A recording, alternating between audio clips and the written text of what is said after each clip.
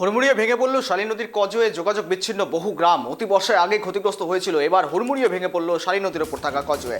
গতকাল বিকেলের ঘটনা ঘটেছে বড়জোড়া ব্লকের রাউতরা এবং ভৈরবডাঙ্গা রাস্তার ওপরে। ঘটনায় যোগাযোগ বিচ্ছিন্ন হয়ে পড়েছে 25 থেকে 30টি গ্রাম। চলতি বছর উপর্যুপরি নিম্নচাপের জেরে একযোগে একাধিকবার শালী নদীর জল ফুলে ফেপে ওঠে, আর তাতেই ব্যাপকভাবে ক্ষতিগ্রস্ত হয় শালী নদীর ওপর থাকা রাউতোয়া এবং ভৈরবডাঙ্গার সংযোগকারী সেতু। তারপরেও স্থানীয় রাউতরা, কানাই নামাই এবং গরিববাটি সহ একদিকে একাধিক এলাকায় প্রায় 25 থেকে 30টি গ্রামের মানুষের যাতায়াতের একমাত্র সম্বল ছিল ওই কজওয়ে।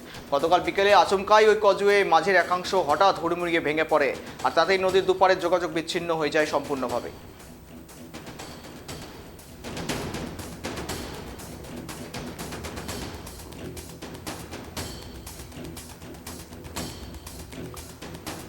বাঁকুড়ার বড়জোড়ার ছবি দেখাচ্ছি। হুড়মুড়িয়ে ভেঙে পড়ল শালী নদীর ওপর কজওয়ে। দীর্ঘদিন ধরে বেহাল ছিল এবং উপচে পড়া একেবারে বিপদসীমার ওপর দিয়ে জল বইছিল এবং তারপরে যোগাযোগ বিচ্ছিন্ন বহু গ্রাম, এবং সেই ভাঙ্গা কজওয়ের ওপর দিয়েই যাতায়াত করছেন এলাকার বাসিন্দারা।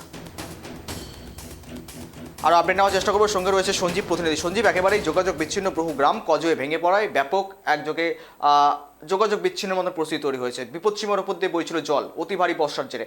আপডেট কি উঠে আসছে? দেখো গৌরব, একেবারেই বাঁকুড়া জেলার বড়জোড়া ব্লকের বৃন্দাবনপুর গ্রাম পঞ্চায়েতের যে রাউতরা ভৈরবডাঙ্গা সংযোগকারী শালী নদীর ওপর যে কজওয়ে রয়েছে, সেই কজওয়েটি গতকাল বিকেল নাগাদ আচমকাই হুড়মুড়িয়ে ভেঙে পড়ে এবং এই কজওয়ে ভেঙে যাওয়ার ফলেই কিন্তু এই মুহূর্তে চরম সমস্যা পড়েছে প্রায় 25 থেকে 30টি গ্রামের সাধারণ মানুষ। বিশেষ করে গরিববাটি, জগন্নাথপুর, দধিমুখা সহ এই যে 25 থেকে 30টি গ্রামের যারা সাধারণ মানুষ রয়েছে, তাদেরকে প্রতিনিয়তই এই কজওয়ে ব্যবহার করে হয় সোনামুখী শহরে, না হয় বাঁকুড়া শহরে বিভিন্ন কাজে যেতে হতো, অফিসিয়ালি কাজ বলো বা যাই বলো। পাশাপাশি ওই গ্রামে উৎপাদিত যে সবজি, সেই সবজিগুলিও বাজারজাত করার জন্য তাদেরকে সোনামুখী অথবা বাঁকুড়ায় যেতে হয়। পাশাপাশি এলাকার মানুষ যদি অসুস্থ হয়ে পড়ে, তাদেরকেও কিন্তু এই দুই শহরে কিন্তু যেতে হয়। এর পাশাপাশি রয়েছে স্কুলের ছাত্রছাত্রী। সব মিলিয়ে এই যে চলতি বর্ষায় ওই কজওয়েটি একেবারে দুর্বল হয়ে পড়েছিল এবং তারপরেই দেখা যাচ্ছে যে গতকাল বিকেলে কজওয়েটি হুড়মুড়িয়ে ভেঙে পড়ে এবং সব মিলিয়ে কিন্তু সাধারণ মানুষরা চরম দুর্ভোগে পড়েছে। পাশাপাশি বড়জোড়া ব্লক প্রশাসন অত্যন্ত সতর্ক রয়েছে। ইতিমধ্যেই ঘটনাস্থলে গতকাল পরিদর্শন করেছে বড়জোড়া ব্লকের যিনি বিডিও রয়েছেন, তিনি পরিদর্শন করেছেন। বড়জোড়া বিধানসভার বিধায়ক অলোক মুখার্জি, তিনি পরিদর্শন করেছেন। পাশাপাশি ব্লক সভাপতি কালিদাস মুখার্জি, তিনিও পরিদর্শন করেছেন এবং পুলিশ প্রশাসনের তরফেও ঘটনাস্থলে মোতায়েন করা হয়েছে পুলিশ, যাতে করে ওই কজওয়ে পারাপারের সময় সাধারণ মানুষের কোনো সমস্যার সম্মুখীন হতে না হয়। ধন্যবাদ সঞ্জীব সঙ্গে থাকার জন্য। মোটামুটি আপনার 20-25টা গ্রাম এখন সমস্যার সম্মুখীন।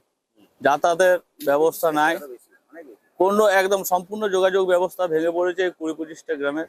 আগামী দিন কি হবে আমরা সেটা চিন্তায় আছি। এই কিছুদিন আগে এটা ভেঙেছিল, এখনো পর্যন্ত তার কোনো সংস্কার হয় নাই। আবার এই একটা হলো, এটা যদিও হাঁটা চলাচল হচ্ছিল, এইটাতে যা হয়ে গেছে, এটা এখন মোটামুটি 2 বছর এখন কোনো কাজের হবে না। সংস্কারের অভাব রয়েছে, সংস্কারের জন্য ভেঙেছে। এই যে সাইড গুলো, এই যে ঢালাইটা, এই ঢালাইটা আপনাদের হয়ে আছে আজকে 10 বছর। এই যে ঢালাইগুলো, এগুলো জল যে বালিটা তলে সেরিয়ে গেছে, মানে পুরো বালিটাই চলে গেছে, ব্রিজটা আসমান হয়ে গেছিল। তখন যদি এই ঢালাইগুলো ঠিক মতো রক্ষণাবেক্ষণ করতো বা সংস্কার করে রাখতো, তাহলে এই ব্রিজটা এখনো পর্যন্ত 50-60 বছর যেত। সেটা হচ্ছে অনেকগুলো গ্রামের কমিউনিকেশন নষ্ট হয়ে যাচ্ছে। ওইদিকে গরিববাটি, ভৈরবপুর, তারপরে রাউতরা, কানাই, নামাই, জগন্নাথপুর, নদীমুখা, বেলুর, সলডাঙ্গা, এতগুলো গ্রাম আছে, যে গ্রামগুলোর কমিউনিকেশনটা কিন্তু শেষ হয়ে যাচ্ছে, যোগাযোগ বিচ্ছিন্ন অবস্থায়। ঠিক আছে, এটা সেচ দপ্তরেও জানানো হয়েছে। এই সেতু অনেকদিন আগেই করা হয়েছিল এবং সেতুটা যখন করা হয় ওভারব্রিজের দাবি ছিল, কিন্তু ওভারব্রিজ করা হয়নি। যেভাবে পোলটা হয়েছে, সেই পোলটা ক্ষতিগ্রস্ত হয়ে গেছে কোন রকমের। এর আগে একটা টেম্পোরারি বাঁধ দেওয়া হয়েছিল, কিন্তু টেম্পোরারি বাঁধনে থাকবে না।